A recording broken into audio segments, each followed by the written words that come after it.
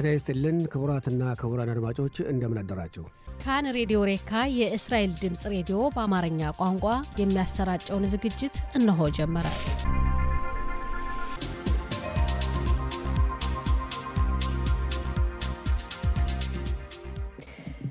ጤና ይስጥልን ክቡራትና ክቡራን አድማጮቻችን እንደምን አደራችሁ። ዕለቱ እንደ ዕብራውያን ዘመን አቆጣጠር ዮም ሽሽ ቤት በሄሽቫን ታፍሽን ፔይባብ ነው። እንደ አውሮፓ ዘመን አቆጣጠር ኦክቶበር 24 ቀን 2025 ዓ.ም እንደ ኢትዮጵያ ዘመን አቆጣጠር ደግሞ ጥቅምት 14 ቀን 2018 ዓ.ም ነው። የጧቱ ስርጭታችን እነሆ ጀመረ። የቴክኒክ ባለሙያችን ዮራይ ፒከር ሲሆን የስቱዲዮ ተረኛ አስተናጋጅ ወርቅነሽ እሸቴ ነኝ። ያሉን ዝግጅቶች በቅድሚያ ዜና እናሰማና ከዛም ጋዜጦች በዛሬ እትማቸው ለአንባቢያን ያቀረባቸውን ዋና ዋና ርዕሰ ጉዳዮችን እንመለከታለን። ወቅታዊ ዘገባ ይኖረናል። ከዛም ከአድማጮች ጋር የስልክ ውይይት እናካሄዳለን። ስርጭታችን እንደተለመደው እስከ 7 ሰዓት ድረስ ይቀጥላል። አብራችሁን ቆዩ። አሁን የጧቱን ዜና እነሆ። በቅድሚያም አርዕስተ ዜና። ሐማስ ያለማንም እገዛ 10 የተጠለፉ ዜጎችን አስከሬን መመለስ እንደሚችል በመከላከያ ሰራዊት ውስጥ የመረጃ ክፍሉ አስታወቀ። የፍልስጤም መስተዳድር ሊቀመንበር አቡ ማዘን ፕሬዝዳንት ትራምፕ እስራኤል ይሁዳና ሰማሪያን በግዛቷ ስር ለማጠቃለል ያቀረበችውን ሐሳብ መቃወማቸውን አመሰገኑ ተባለ።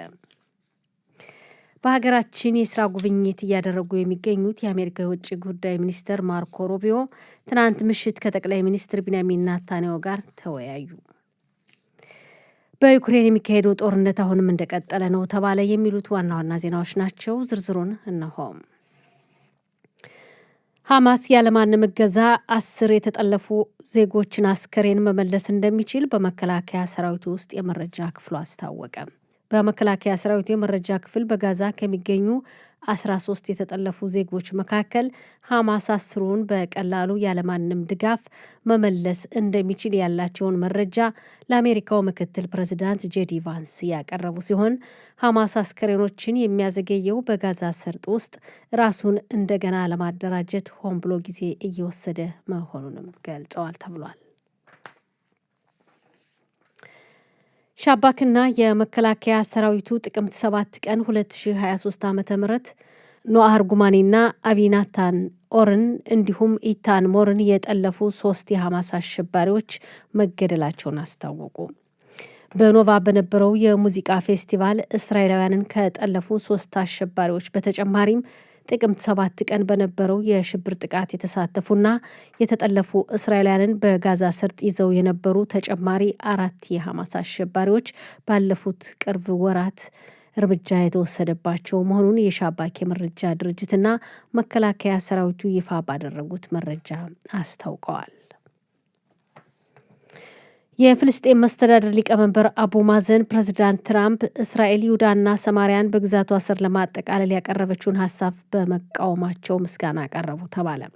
ሊቀመንበር አቡ ማዘን ትራምፕ በጋዛ ሰርጥ በሚካሄደው ጦርነት እስራኤል የተኩስ አቁም ስምምነት ላይ እንድትደርስ ስላስገደዷትና ባላቸው ቁርጠኛ አቋም ማመስገናቸውን የፍልስጤም መስተዳድር ቃል አቀባይ ናቪል አቡ ራዲና ጨምሮ ገልጸዋል። የአሜሪካው ፕሬዝዳንት ዶናልድ ትራምፕ እስራኤል ይሁዳና ሰማሪያን በሉዓላዊነቷ ስር እንደማታደርግና ሐሳቡንም እንደሚቃወሙ ትናንት ባስተላለፉት መልእክት ገልጸው እንደነበር ይታወሳል። ትራምፕ ታይም በተባለው መጽሔት በተደረገላቸው ቃለ መጠይቅ እስራኤል ይሁዳና ሰማሪያን በግዛቷ ስር እንደማታጠቃልል ለአረብ ሀገራት ቃል መግባታቸውን ገልጸው እስራኤል አካባቢውን በቁጥጥር ስር ካደረገች የአሜሪካን ድጋፍ ሙሉ በሙሉ እንደምታጣም አስታውቀዋል። ትራምፕ በተጨማሪም ሳውዲ አረቢያ እስከዚህ ዓመት መጨረሻ ድረስ የአብርሃም ስምምነት በተባለው ማዕቀፍ ከእስራኤል ጋር መደበኛ የዲፕሎማሲ ስምምነት እንደምታደርግ ግምታቸውን የገለጹ መሆኑ ታውቋል። በሀገራችን የስራ ጉብኝት እያደረጉ የሚገኙት የአሜሪካው የውጭ ጉዳይ ሚኒስትር ማርኮ ሩቢዮ ትናንት ምሽት ከጠቅላይ ሚኒስትር ቢንያሚን ኔታንያሁ ጋር ተገናኝተው ተወያዩ። ሩቢዮ እንዳሉት ከፊታችን ከባድ ስራ የሚጠብቀን ቢሆንም እንደሚሳካልን አዎንታዊነት ይሰማናል፣ ጥሩ ግስጋሴም እያሳየን ነው ብለዋል። ሁኔታው ቀላል አልነበረም። የማይቻለውን አድርገናል። አሁንም ስራችን እንቀጥላለን። ጥሩ የስራ አጋር ስላለን እንደሚሳካልንም ዋስትናና ደህንነት ይሰማናል ብለዋል ሩቢዮ። ጠቅላይ ሚኒስትር ቢንያሚን ኔታንያሁ በበኩላቸው ያለንን አጋጣሚ ለመጠቀም በአንድ ላይ እንሰራለን፣ የሚገጥሙንን ፈተናዎችም እንጋፈጣለን ማለታቸው ታውቋል። እስራኤል በጋዛ ሰርጥ ጦርነቱን ለማቆም የተደረሰውን ስምምነት እንዳታደናቅፍ በአሜሪካ በኩል ከፍተኛ ጫና እየተደረገ መሆኑ ተገለጸ። አሜሪካ ጦርነቱ እንዲቆምና ጋዛ ሰርጥን መልሶ ለማቋቋም ዶናልድ ትራምፕ ያወጡትን እቅድ ተግባራዊ ማድረግ እንደምትፈልግና የአሜሪካ ባለስልጣናት በተከታታይ ወደ እስራኤል መምጣታቸውን የሚቀጥሉ ሲሆን የትራምፕ መልእክተኛ ስቲቭ ውትኩፍ ምክትል ሞርጋን ኦርቱጉስ የፊታችን እሁድ ይመጣሉ ተብሎ ይጠበቃል። እስራኤል ይሁዳና ሰማሪያን በሉዓላዊነቷ ስር አድርጋ መከለልና እንደዚህ አይነት ሰላሙን የሚጎዱ እንዲሁም በአካባቢው ለሰላም መንገድ ከፋች የሆኑ ሙከራዎችን የሚያደናቅፍ ስህተት ማቆም እንዳለባት አንድ የአሜሪካ ባለስልጣን ለ11ኛው ቴሌቪዥን ጣቢያ ተናግረዋል ተብሏል። ከዚህ ጋር ተያይዞ የአሜሪካው ፕሬዚዳንት ዶናልድ ትራምፕ እስራኤል ይሁዳና ሰማሪያን በግዛቷ ስር አታጠቃልልም ሲሉ ባሳለፍነው ሌሊት መናገራቸውን ዘግይቶ ከደረሰን ዘገባ መረዳት ችለናል። ትራምፕ ለጋዜጠኞች ባሳለፍነው ሌሊት በሰጡት መግለጫ እስራኤል ይሁዳና ሰማሪያን በሉዓላዊነቷ ስር አታጠቃልልም፣ ይህን ጉዳይ በሚመለከት ይቅርታ ጠይቃለች፣ ምንም ልታደርግ አትችልም፣ ሁኔታውም አያሳስብም ማለታቸውን ከደረሰን ዘገባ መረዳት ችለናል። በዩክሬን የሚካሄደው ጦርነት አሁንም እንደቀጠለ ነው ተባለ። ትናንት ምሽት በካርሶን በወደቀው ሚሳኤል በከተማው የሚገኘውን የይሁዳውያን ቤተ ክህነት ጸሎት ቤት ላይ ከባድ ጉዳት ያደረሰ መሆኑ ተገልጿል። በሰው ላይ ጉዳት አልደረሰም ተብሏል። የካርሶን ከተማ የሃይማኖት መሪ ራቭ ዮሴፍ ይስሐቅ ወልፍ መስሪያ ቤትም ከባድ ጉዳት የደረሰበት መሆኑ ተገልጿል። ራቭ ወልፍ ለአንድ ቤተሰብ ምዙዛ ለመትከል ከተወሰኑ ደቂቃዎች በፊት ከቢሯቸው እንደወጡ በረሽት ቤት ሬዲዮ በተደረገላቸው ቃለመጠይቅ ተናግረዋል። ከቢሯቸው ከወጡ ከተወሰኑ ደቂቃዎች በኋላ አደጋው መድረሱ ታውቋል። በመጨረሻም የአየር ንብረት ትንበያ። የአየሩ ጸባይ ከዛሬ ጀምሮ እስከ እሁድ ድረስ ሙቀቱ በደረጃ እየቀነሰ እንደሚሄድ የአየር ንብረት ትንበያ ባለሙያዎች ከላኩልን ዘገባ መረዳት ችለናል። አድማጮቻችን ዜናው ይሄን ይመስላል። ዝግጅታችን ይቀጥላል። አብራችሁ ቆዩ። ጥበብ ነው ትዝታ፣ ሕይወት ነው ትዝታ፣ ዞረው የሚኖሩት የናፍ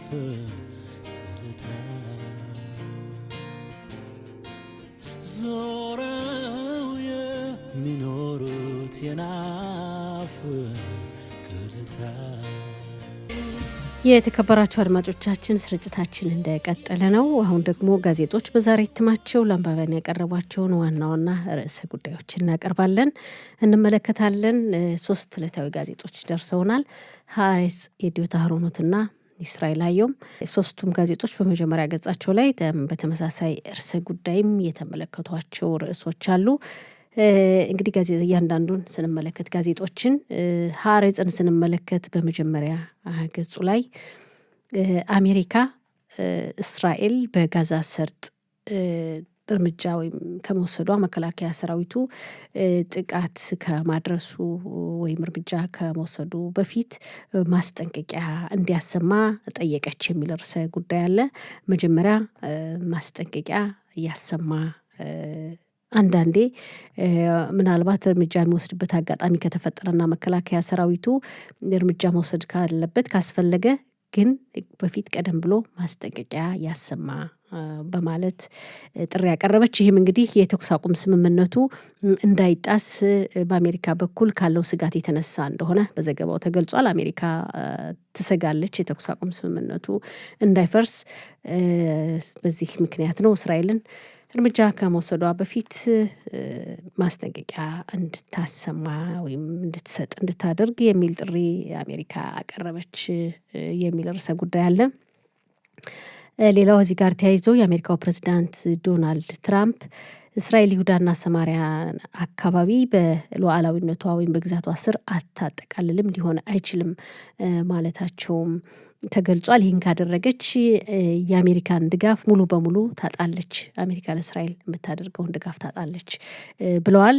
በዚህ ምክንያት ጠቅላይ ሚኒስትር ቢንያሚን ኔታንያሁ ይህ ህግ እንደሚታወቀው እንግዲህ እያሳለፍ ነው ባለው ሳምንት በዚህ ሳምንት በመጀመሪያ ንባብ አልፏል። ይሁዳና ሰማሪያን በእስራኤል ሉዓላዊነት ስር ለማድረግ በመጀመሪያ ንባብ ወይም በመጀመሪያ ድምፅ አሰጣጥ በክነሴቱ አልፏል። ግን ያው ወሳኙ ሁለተኛውና ሶስተኛው የድምፅ አሰጣጥ ሂደት ስለሆነ ጠቅላይ ሚኒስትር ቢንያሚን ኔታንያሁ ሁኔታው ይሄ የህግ ጽንሰ ሀሳብ እንዲቆይ ለሀሳቡ እንደገና ድምፅ እንዲሰጥበት ለውይይትም እንዳይቀርብ ለውሳኔም እንዳይቀርብ አድርገዋል በአሜሪካ ጫና ምክንያቱም አሜሪካ ሁኔታውን ሀሳቡን በጥብቅ እየተቃወመችው ነው የሚል ዘገባ አቅርቧል ሀሬጽ። ሌላው የውጭ ኃይሎች በጥምር መንግስቱ አባላት ላይ የጥምር መንግስቱ አባላት ምርመራ የሚደረግባቸው ከሆነ ያው ምርመራ እንዳይደረግባቸው ጫና እያደረገ ነው፣ እየተከላከለላቸው ነው። የውጭ ኃይል የጥምር መንግስቱ አባላት ላይ ምርመራ እንዳይካሄድ በተለያዩ ጉዳዮች ጫና እያደረገ ወይም እየተከላከለ ነው። ይህ ጉዳይ ደግሞ በተለያዩ ነገሮች እንግዲህ የሚጠረጠሩ የጥምር መንግስቱ አካላት ከለላ እየተደረገላቸው ነው እና ያው በዚህ ምክንያት ፖለቲከኞች ላይ በቀላሉና ግልጽ በሆነ መንገድ ምርመራ እንዲካሄድ እየተደረገ አይደለም የሚል ዘገባ አቅርቧል ሀሬጽ።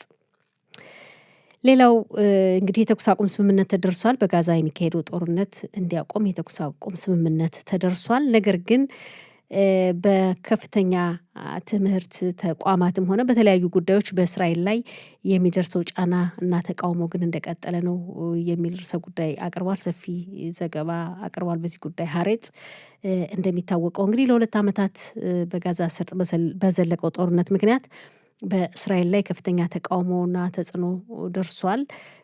በውጭ ሀገራት በተለይ በከፍተኛ ትምህርት ተቋማት እንዲሁም በተለያዩ ተቋማት ጸረ እስራኤል እንቅስቃሴ በሰፊው የታየበት ወቅት ነው።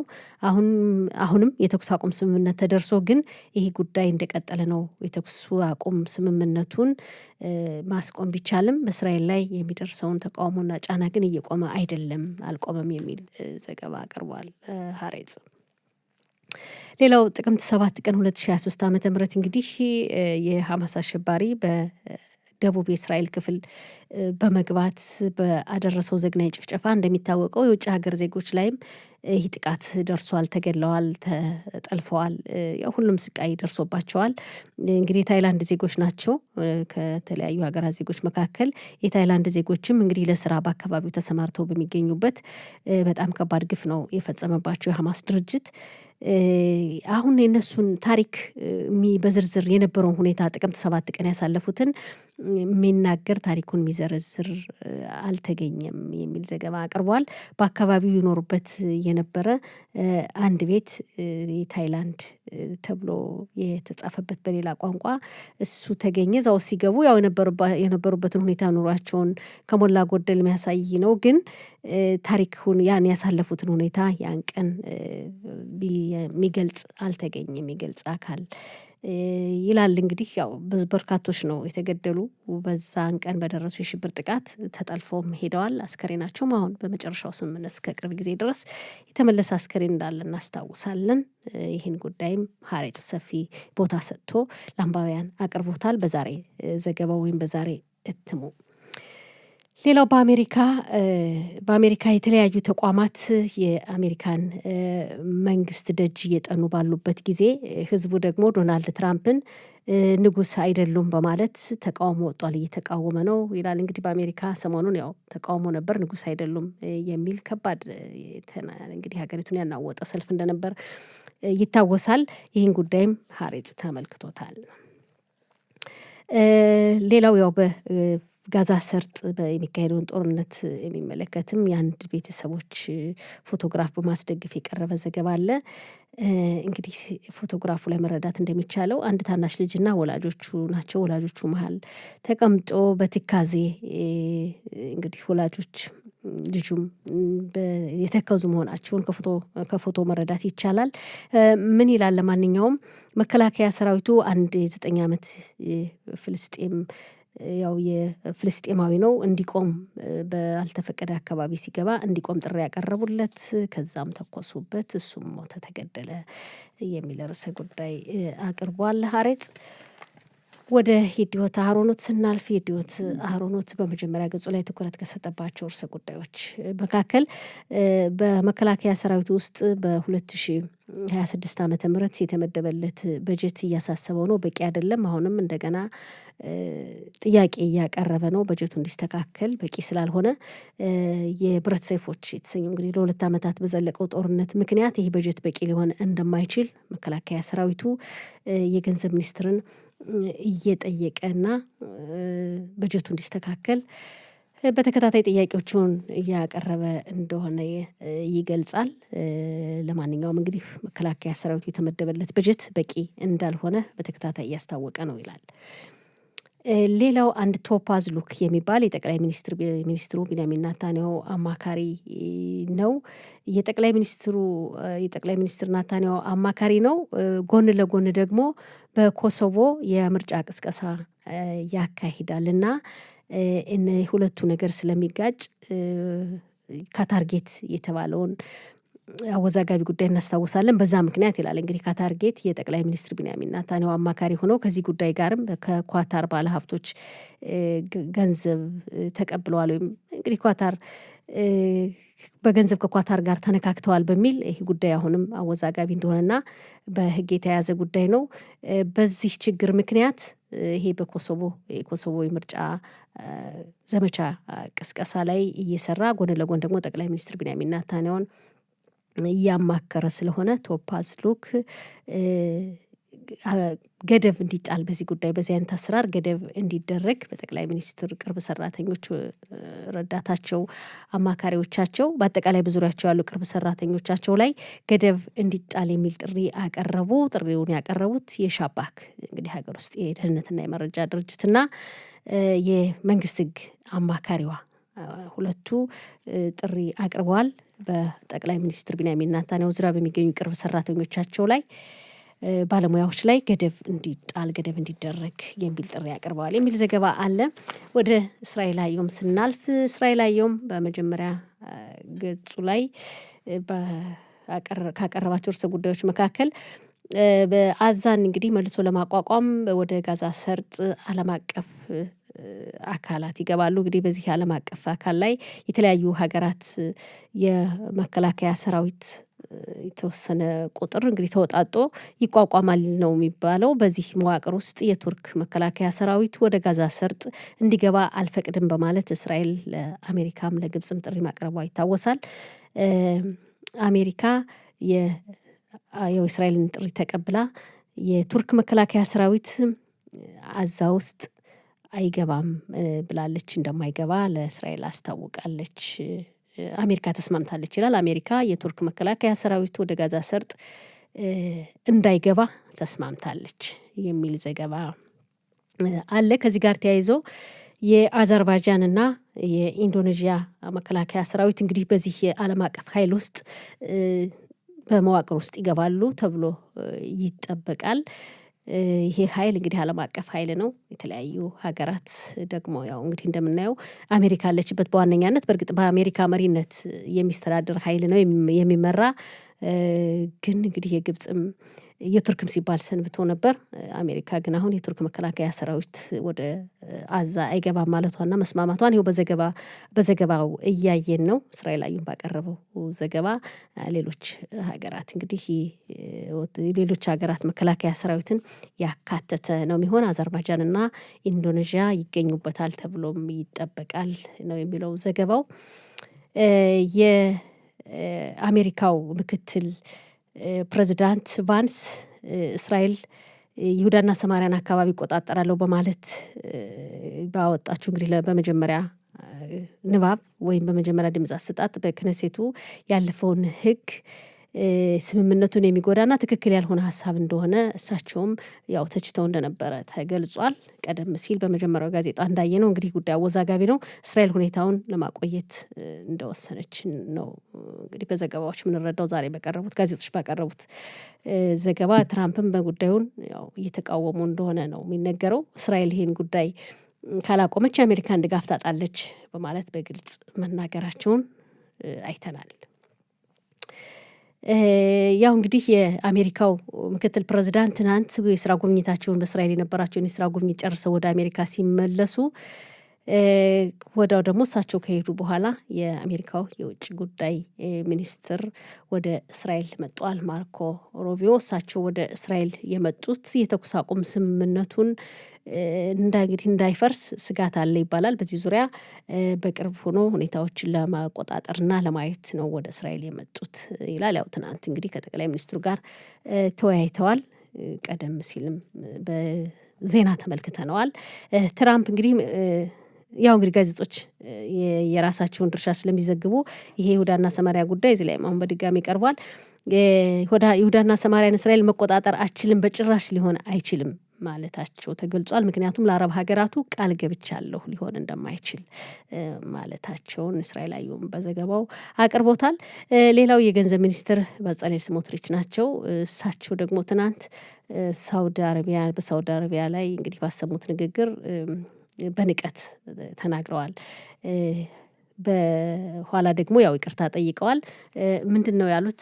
በጸሌል ስሞትሪች ሳውዲ አረቢያ ከእስራኤል ጋር የሰላም ስምምነቱ መደበኛ ዲፕሎማሲ ግንኙነት ለመጀመር ስምምነት ላይ ለመፈራረም የፍልስጤም ሀገር እንዲቋቋም የሚል ሀሳብ ካቀረበች፣ በመጀመሪያ የፍልስጤም ሀገር ይቋቋም የሚል ቅድመ ሁኔታ ካቀረበች አይ አንፈልግም፣ እናመሰግናለን፣ እዛው እናንተ በበረሃ ላይ በሚገኝ አሸዋ ግመላችሁ ላይ መጋለባችሁን ቀጥሉ በሏቸው፣ እንደዛ ነው የምንላቸው፣ አንፈልግም ብለው ተናግረው ነበር። ይህ ጉዳይም ከባድ ትችትን አስነስቶባቸዋል። ወደ እሳቸውም ከተወሰነ ጊዜ በኋላ ቆይተው ይቅርታ ጠይቀዋል። ማለት የፈለኩት እስራኤልን የሚጎዳ ድርጊት እንዳያደርጉ፣ በተወለድንበት በታሪካዊ ቦታችን በይሁዳና ሰማሪያ መብታችን እንዳይነፈግ፣ ባህልና ቅርሳችንም እንዲጠበቅ ለማለት ፈልጌ ነው ብለው ያው ይቅርታ መልእክት አስተላልፈዋል።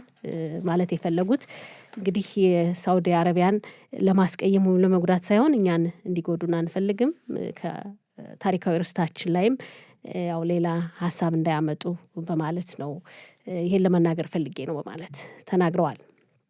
ሌላው እንግዲህ በጋዛ የተደረሰው የተኩስ አቁም ስምምነት 62% የተኩስ አቁም ስምምነቱ ሊፈርስ ይችላል የሚሉ አካላት እንግዲህ ጋዜጣው ባደረገው ጥናት ነው 62% ይፈርሳል የሚል ግምት አለ። 62% እንግዲህ በጣም ከፍተኛ ነው። ከ50% በላይ 62% የተኩስ አቁም ስምምነቱ ሊፈርስ እንደሚችል፣ በቅርቡ ይፈርሳል የሚል ግምት እንዳላቸው። ከዚህ ጋር ተያይዞ ደግሞ እንግዲህ ያ ምርጫ ቢካሄድ እስራኤል አየሁም ነው እያየን ያለን። እስራኤል አየሁም ባደረገው ህዝብ ላይ ባደረገው ቅድመ ግምገማ አሁን ምርጫ ቢካሄድ የጥምር መንግስቱ አሁን እንግዲህ ሀገሪቱን እየመራ ያለው የጥምር መንግስቱ 51% ያገኛል። ተቃዋሚ ፓርቲዎች የመንግስት ተቃዋሚ ፓርቲዎች 59% ያገኛሉ። የጋንጽ ፓርቲ የስሞትሪች ፓርቲ ጽዮኑ ታዳቲት ጋንጽ ካሁን ላባን ነው።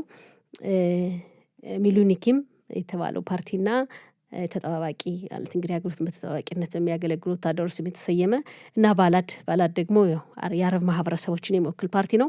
እነሱ ደግሞ አሁን ዛኻሲማ ወደ ክነሴት ሊያስገባቸው የሚችል ያው በቂ ድምፅ አያገኙም የሚል ዘገባ አቅርቧል። እንግዲህ በጥናቱ ምክንያት በጋዜጣው ራሱ ባደረገው ጥናት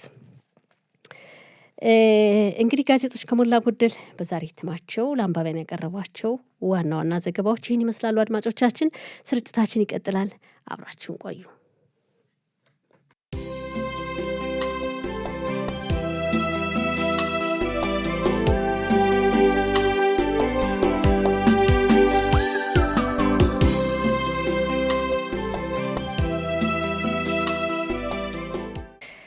የተከበራችሁ አድማጮቻችን ስርጭታችን እንደቀጠለ ነው።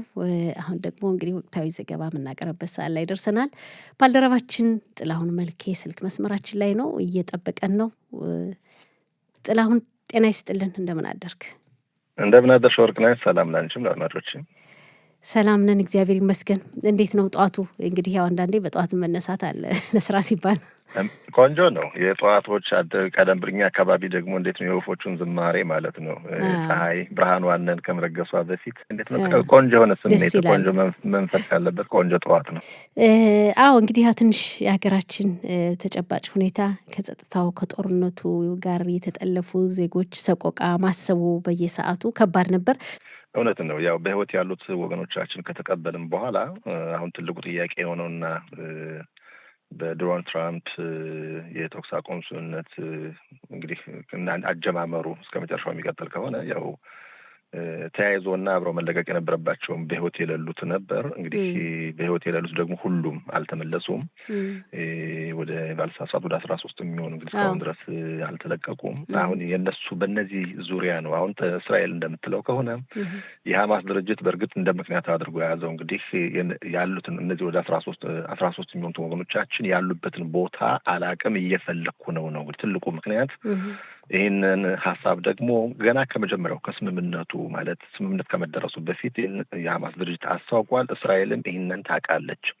ግን ቁጥሩ ብዛቱ ምን ያህል የሚለው በዛ ዙሪያ ምንም አልተነገረም ነበር። አሁን 13 እንግዲህ በጣም 2 እና 3 እንኳን ማለት እስራኤል ሁሉንም መቀበል ፍላጎቱ አላት። ስምምነቱም ያ ነው። ግን ገና ከጅማሬው በቃ ያሉበትን ቦታ በማለት እያንጠባጠበ ደስ ስለው 1-2 መለቀቁ ይህን እስራኤልን እንዴት በከፍተኛ ሁኔታ አስቆጥቷል። ለዚህም ሲባል እንግዲህ የአሜሪካ ባለስልጣኖች ወደዚህ የመጡ ነው ወርቅነሽ። ለሚመጡትኝ ከአሁን በፊት የነበሩትኝ ምክትል ፕሬዚዳንት እንደገና ትናንት የተወሰኑ ቀናት ቆይ አድርገው የተመለሱትኝ የውጭ ጉዳይ ሚኒስትርና በቀጣይም ሌሎች ይመጣሉ ይባላል። የሚቀጥለው ሳምንት የዊትኮፍ ምክትል ወደዚህም ይመጣሉ ይባላል። ለእነዚህ ከፍተኛ ባለስልጣናት መንግስትም የወታደሩ ክፍል እየተናገረ ያለው የሐማስ ድርጅት በትክክለኛ ወደ 10 የሚጣጉትን በህይወት የሌሉ ወገኖቻችን ወዲያውኑ መለቀቅ እንደሚችልና በእጁ እንዳሉ የእስራኤል መረጃ ክፍል የደረሰበትና ይህን ደግሞ ለአሜሪካ ከፍተኛ ባለስልጣናት መልዕክቱ እንዳስተላለፉ ማለት ከ13ቱ 10ን ወዲያውኑ የመለቀቅና